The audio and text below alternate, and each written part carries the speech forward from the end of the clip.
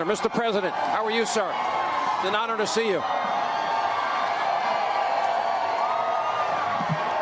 Wave to the fake news media. Hello, folks. It's great to see you. How are you? Nice to see you. You want to sit? You want to stand? What do you want to do? Stand.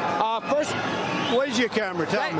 Right here? Yeah, you can look right there. First, you can thank Laura Ingraham, who's given us extra Hannity time tonight. Well, she's very special, and she's doing well. You know what? She's doing well. She's a big supporter of yours. But what do you make of where the Kavanaugh hearings are now? There's a new set of demands that have come out. I think it's a very sad situation. He's an outstanding person.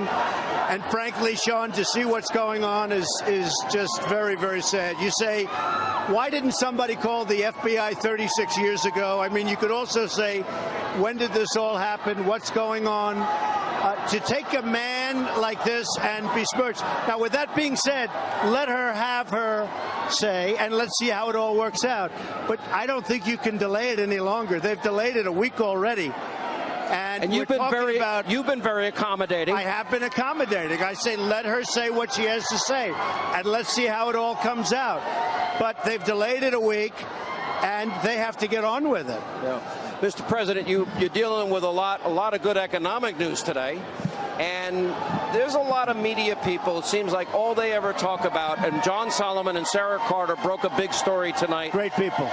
And what they're saying is that even the intelligence community and the FBI didn't want to give the intel to the Obama administration because there were conflicts, and they would weaponize it against you. That's our new information. Well, I'm not surprised to hear it.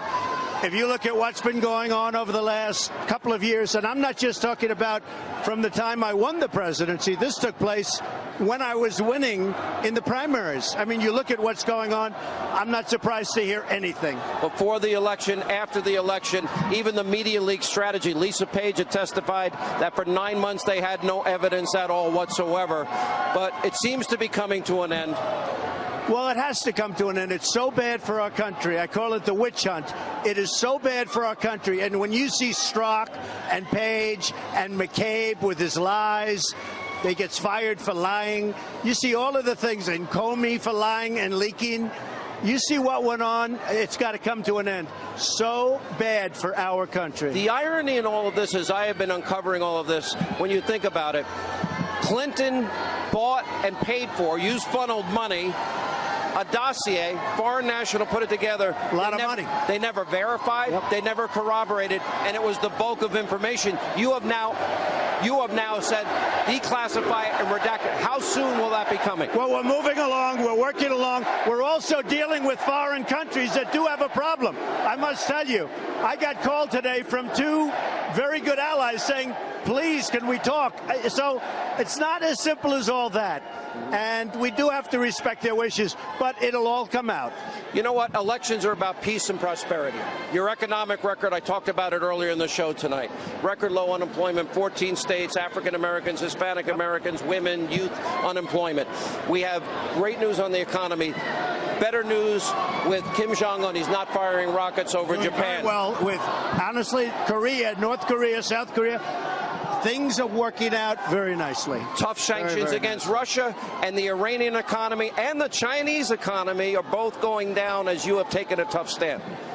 Well, it's time to take a stand on China. We have no choice. You know, it's been a long time. They've been hurting us, and our farmers are great, and our farmers are starting to do very well again. It's very interesting.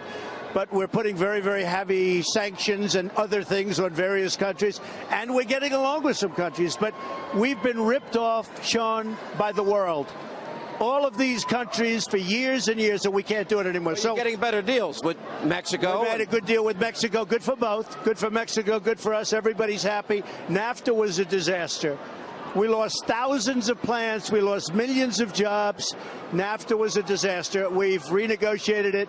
We're in the process of working now on Canada. We'll see what happens with Canada. Canada's been tough. They charge 300% tariffs on dairy products. Our farmers, no good. You can't do that. So we'll probably be able to. We'll see what happens. I know. By the way, it'll work out well anyway. Go ahead. I'll ask one last question because there's a lot of people in this arena waiting for you, as you can see.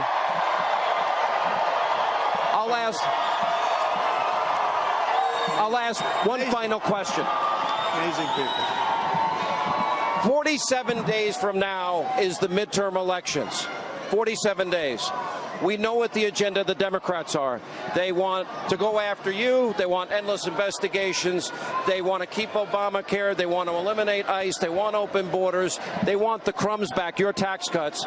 And my question is, the question that every American ought to ask is, are we better off than we were 2 years ago? What do you say to those people that love you, but maybe aren't so hot on their Republican House or Senate member? You got to go out and vote. We need more Republicans. We'll get everything we want. We need more Republicans. You want to protect your Second Amendment. You want to protect everything. You want to protect all of the great success that you've had over the last little more now than a year and a half. Think of it. We're coming up, can you believe it, on 2 years when you and I started talking.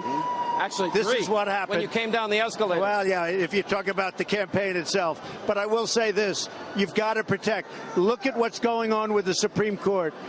If we're not there, because we're all together as a group, if we're not there to protect, it is going to be some really bad day for this country. So we're protecting. But we made tremendous gains. You know, the stock market today, it's a good day to do an interview because the stock market today hit the highest level in its history.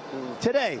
Now, did you work this interview out specifically for that? But it was up very big today, but it hit the highest, all of the markets. Today hit the highest level. Now, 401ks are up 57% in a short period of time.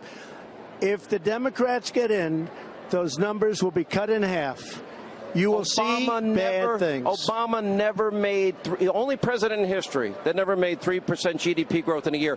All right, the budget negotiations, are you going to demand, you challenge Republicans, fund the wall completely? Will you insist on it? We're getting $1.6 billion. We're continuing. We spent $3.2 billion. We're continuing to build the wall. I'd like to do it. I could do it so quickly. I'd like to do it in one piece. The Democrats are holding us back. I am told by Republican leadership, and I hope they do it because there are a lot of people counting. See the people with the wall? I want the wall, too. Yeah. They got it down. That they will do it immediately after the election. We've got $1.6 billion. A lot of money, but not when it comes to building. You've already got $3 billion you spent. We've got $3.2 billion. It's being built. We've got $1.6 billion, but we have to do much better than that because we can do it very quickly. And you know the bottom line? We need it. The Democrats, they want open borders. They want people coming in. That means crime. We're the opposite.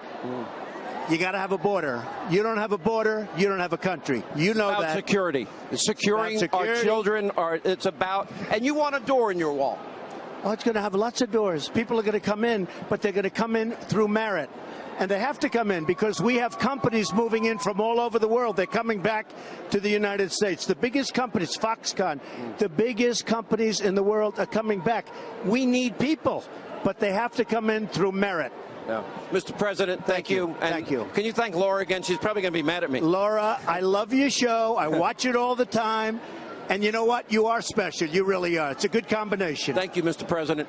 I know this crowd. You ready to hear the president? Thank you, sir. We appreciate you. Thank you so much.